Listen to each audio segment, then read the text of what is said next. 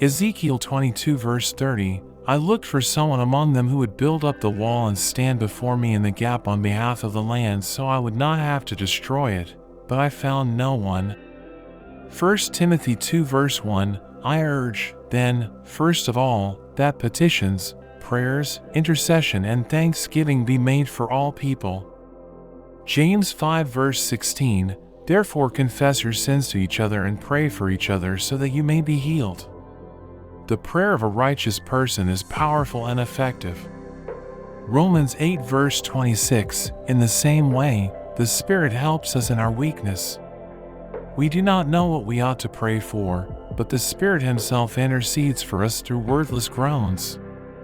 Hebrews 7 verse 25, therefore He is able to save completely those who come to God through Him, because He always lives to intercede for them. Job 42 verse 10, after Job had prayed for his friends, the Lord restored his fortunes and gave him twice as much as he had before. Philippians 1 verses 3-4, I thank my God every time I remember you.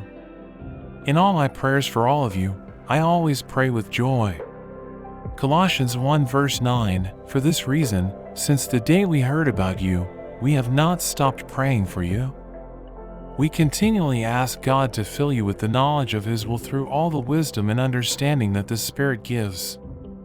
1 Samuel 12 verse 23, as for me, far be it from me that I should sin against the Lord by failing to pray for you.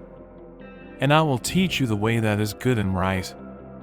Matthew 5 verse 44, but I tell you, love your enemies and pray for those who persecute you. Thank you for watching. I hope you enjoyed the video.